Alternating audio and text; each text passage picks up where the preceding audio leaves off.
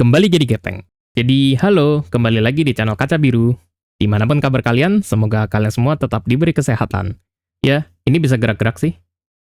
Tapi biar nggak kosong, kita nyalain dulu nggak sih layarnya? Ya, buat teman-teman yang sering mampir ke liveku, pasti udah tahu kenapa video ini dibuat. Tapi sebelum itu, aku mau cerita dikit. Beberapa dari kalian ada yang udah tahu kalau aku udah aktif ngonten itu sejak 2013. Waktu itu aku ngonten itu di Wancak dengan nama Danar1712. Itu nama asli by the way, kalau kalian masih ada yang nanya, kok aku dipanggil Danar, bukan Kaca. Buat yang nggak tahu, pada dasarnya, Wancak itu situs di mana kalian upload gambar-gambar lucu.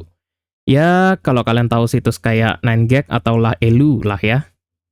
Dan saat itu, di 2014, lagi rame banget yang namanya original karakter Wancak. Banyak kreator Wancak, atau kita sebut Wancaker lah ya, rame-rame menunjukkan ciri khas mereka. Singkat cerita, karakter aku itu merupakan seorang penjelajah waktu. Dan karakter aku ini terinspirasi banget dari TV series Doctor Who. Ya, kurang lebih dari situlah desain karakter aku berasal. Makanya, aku sering bilang aku udah gepeng sebelum VTuber itu ada. By the way, aku nggak bisa gambar waktu itu, jadi jangan dilihat. Sumpah malu jir. Oke, next. Sampai di 2016 itu, aku pada akhirnya menghilang dari Wancak.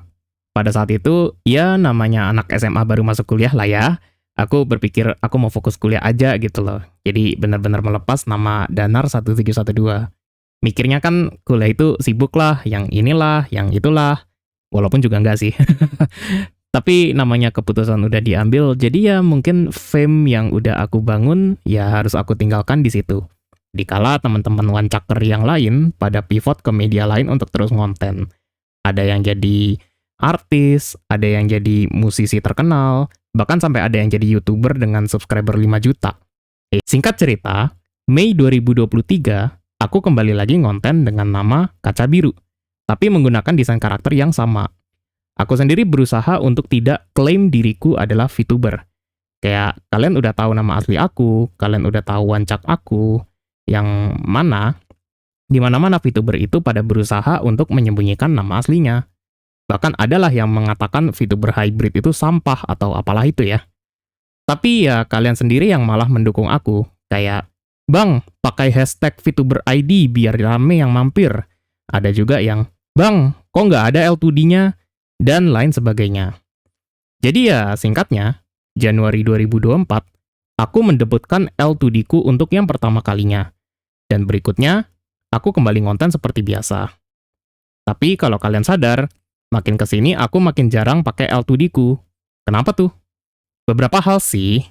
Jadi yang pertama, jujur aja yang paling jelas adalah aku males settingnya.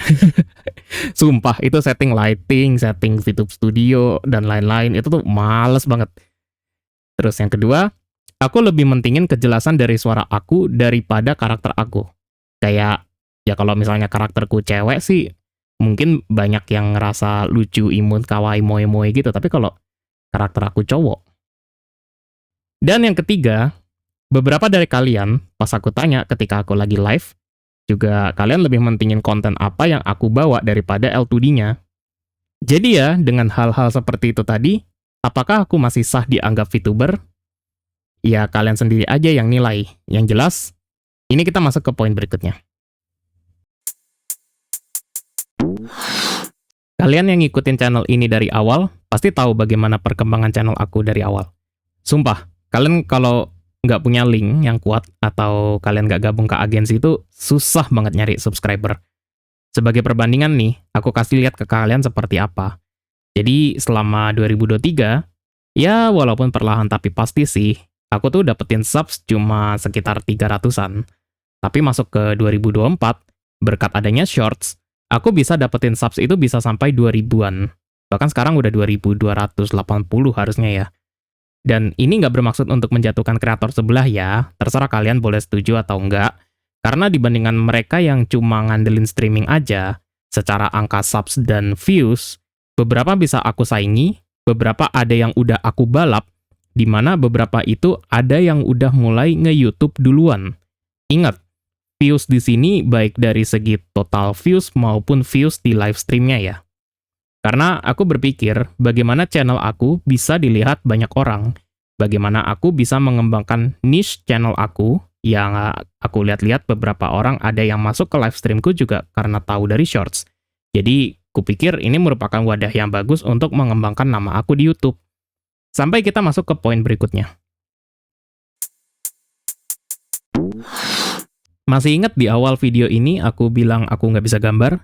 Dan kalian ada yang tahu atau ingat aku selama bulan April itu hiatus? Ya, sejak bulan April, ketika aku hiatus, aku sebenarnya diam-diam belajar gambar. Walaupun pada saat itu, gambarku masih jelek banget. Tapi perlahan demi perlahan, style itu udah mulai kebentuk. Stream ini merupakan stream pertama di mana aku udah mulai sedikit pede untuk menggunakan style tersebut untuk dijadikan konten. Ya, kalian bisa lihat hasilnya lah ya. Tunggu dulu. Kenapa aku belajar gambar? Oke. Ada beberapa latar belakang. Karakterku ini, secara lore, kacamatanya itu aslinya bisa ngeluarin hologram. Sumpah, kesana kemari nggak ada satupun artis yang ngeh hologram yang aku maksud itu kayak apa. Terdekat yang paling bener terkait cara kerja kacamataku, ya cuma ini. Kalian bisa tonton videonya di sini ya.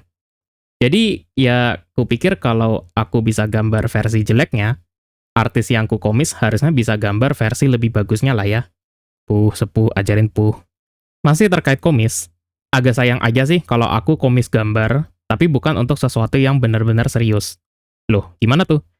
Jadi kayak gini, kalau gambarnya hanya dipakai untuk thumbnail atau community post, ya aku bisa gambar sendiri aja. Tapi beda cerita kalau aku akan menggunakan gambar tersebut untuk jualan merchandise atau update lore.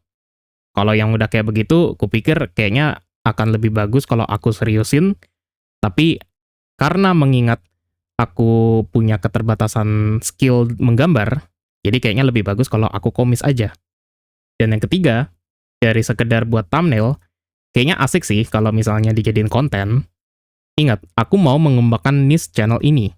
Jadi, aku mau bawa sesuatu yang baru aja di channel ini, dan drawing stream adalah salah satu alasannya.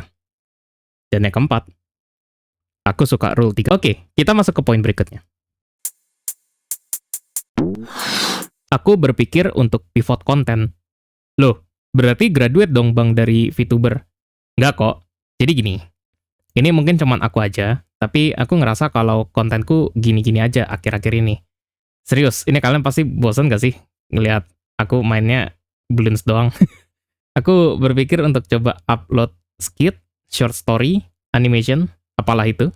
Tapi kalau aku uploadnya di channel ini, bakal jadi gado-gado nggak sih kontennya? Coba kalian pikir deh, ketika seseorang ngeklik tombol subs, apa sih yang mereka mau cari? Konten yang serupa kan?